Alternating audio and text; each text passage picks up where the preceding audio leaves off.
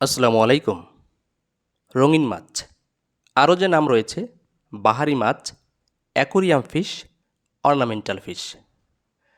রঙিন মাছ চাষ এটি হতে পারে নতুন উদ্যোক্তাদের জন্য সম্ভাবনাময় সেক্টর, বেকার যুবক ও নারীদের জন্য আত্মকর্মসংস্থান সৃষ্টির একটি কার্যকর ক্ষেত্র।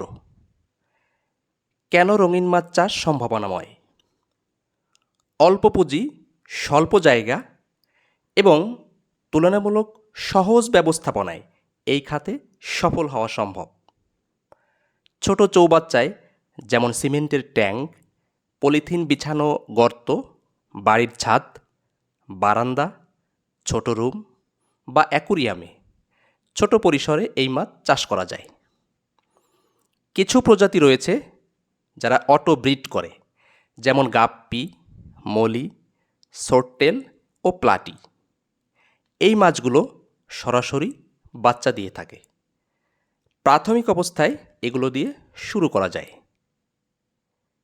এগুলো সহ আরও অনেক প্রজাতি রয়েছে যেসব মাছের বাজার মূল্য বেশ ভালো, যেমন goldfish, angel fish, koi carp, silky koi, fighter fish, comet, zebra danio, silver shark, oranda gold ইত্যাদি। বর্তমান সময়ে বাসাবাড়ি, অফিস আদালত, হাসপাতাল, হোটেল, শপিং সেন্টার এবং শৌখিন ক্রেতাদের মধ্যে রঙিন মাছের চাহিদা দিন দিন বাড়ছে।